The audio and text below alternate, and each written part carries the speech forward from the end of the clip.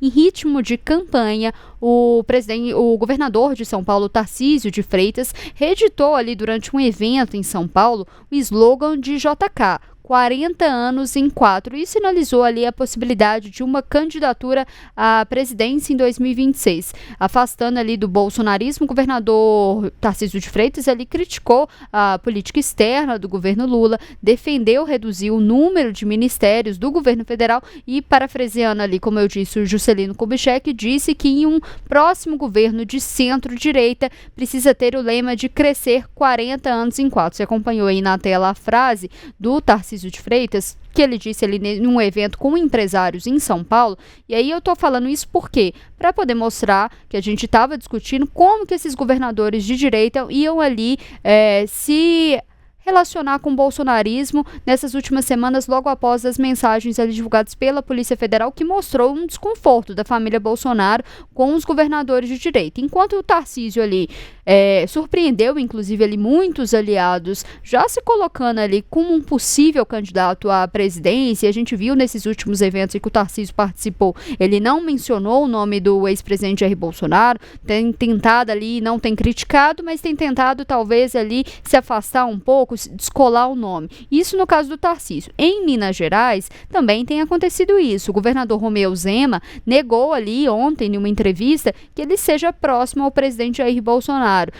Durante essa entrevista, o Romeu Zema destacou que nunca teve apoio ou compartilhou palanque ali com o ex-presidente no primeiro turno das eleições presidenciais e que, segundo ele, a gente está até vendo essa fala aí do governador, ele só declarou apoio a Bolsonaro no segundo turno das eleições em 2022. A gente tem essa frase aí do que disse o governador Romeu Zema. Ele disse que temos sim uma proposta que acreditamos e temos em comum, mas ele disse que ele sempre caminhou com ele, quem sabe na vida, né?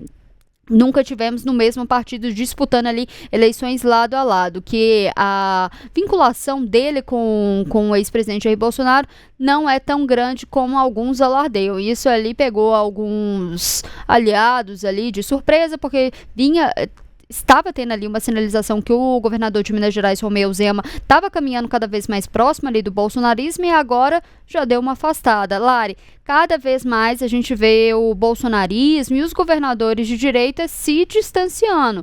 E aí eu te pergunto, reflexo das últimas pesquisas que mostraram ali que a maioria da população não está de acordo com as ações ali do Eduardo Bolsonaro nos Estados Unidos, e dessas pesquisas também ali que mostraram que a maioria ali dos brasileiros, como a gente trouxe ontem aqui na Quest, consideram justa a prisão ali do ex-presidente? Olha, Letícia, acho que são pontos importantes para a gente levar em consideração, sim. Antes, eu só queria fazer um parênteses a respeito do que a gente falava no tema anterior sobre a Polícia Federal e as investigações em torno das fraudes no INSS, citando autoridades, né, figuras públicas com foro privilegiado. Eu disse que as investigações tinham sido suspensas, mas o correto é dizer que elas pararam de avançar, né? Elas não chegaram a ser suspensas, de fato, elas só pararam de avançar porque precisava dessa definição do ministro que estaria à frente do caso lá no Supremo Tribunal Federal. Fechando esse parênteses, voltando, portanto, a essa questão dos governadores, Letícia, é o que a gente comentava aqui na semana passada, né? Que os números eram muito claros sobre como a população está avaliando mal a atuação ali de Eduardo Bolsonaro a respeito do tarifaço e como que isso estava impactando, inclusive, nas avaliações dos governadores, nas avaliações dos governadores enquanto gestores regionais. E por que eu estou falando isso, né, Letícia? Porque quando a gente pegava os números da Quest da semana passada, ela mostrava que os governadores com as melhores avaliações, por exemplo, Ronaldo Caiado em Goiás, eram aqueles também que tinham as melhores avaliações de como os governos estaduais estavam agindo em relação ao tarifaço, ou seja, como eles estavam enfrentando, respondendo o tarifaço. E a gente comentava aqui, olha, como será que os governadores vão se comportar a partir de agora?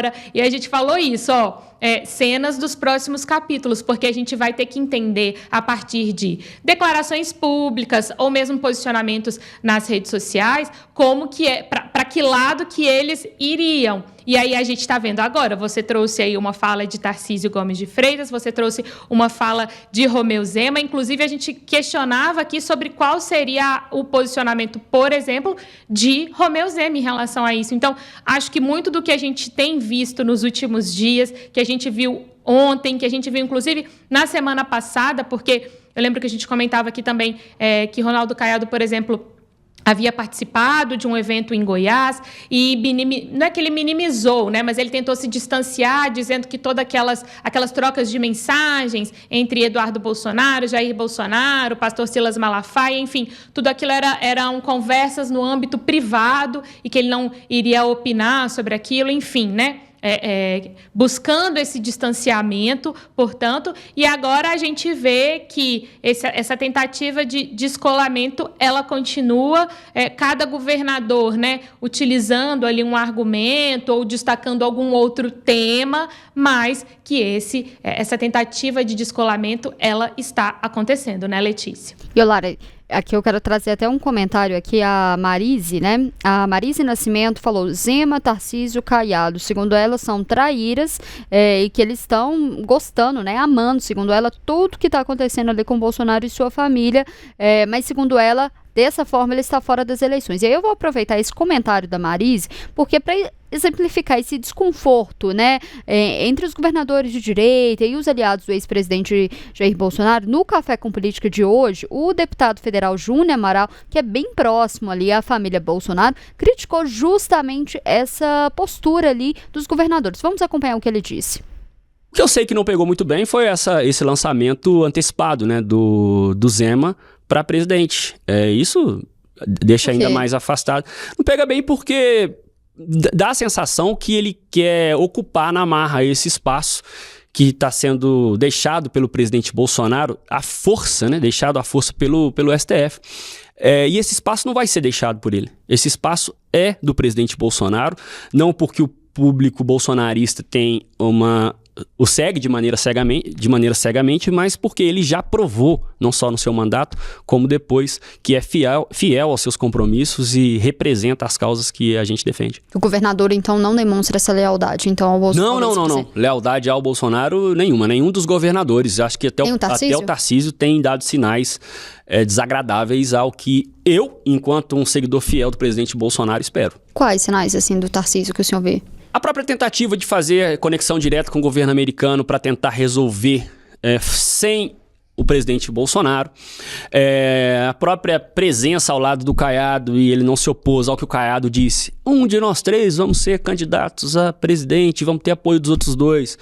Eu entendo que se ele fosse extremamente leal, ele deveria, tenho o maior respeito por ele, reconheço a sua gestão de extrema eficiência, mas nessa questão moral, eu acho que de lealdade, acho que entendo que ele deveria dar sinais mais claros de que há uma hierarquia na direita e que o presidente Bolsonaro continuará sendo esse líder.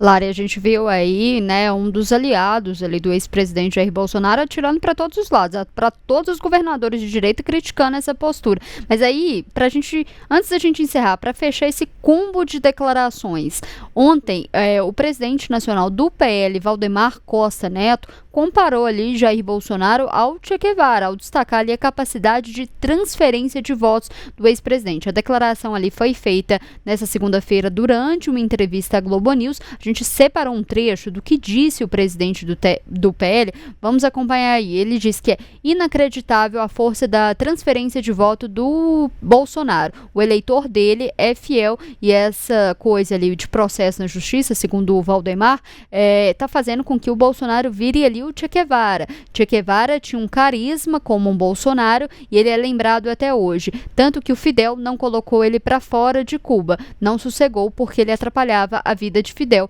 Ele tinha um carisma brutal.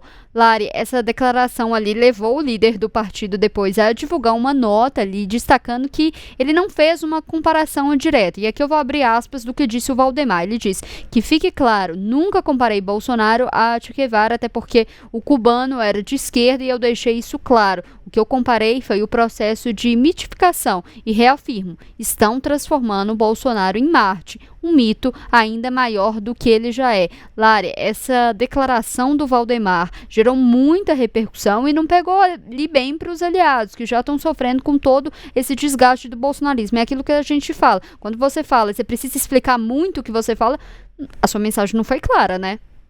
Exatamente, Letícia. E uma mensagem que não é clara em um momento tão conturbado para a família Bolsonaro, para a direita, não foi uma boa escolha de palavras, não foi uma boa comparação. Uma frase dessa, uma comparação dessa, num momento tão difícil para a direita, só tende a piorar a situação, né? A dividir ali as estratégias de atuação, porque aí, ao longo do dia de ontem, o presidente do partido teve que, portanto, se voltar para explicações e como melhorar o que ele havia dito, enfim.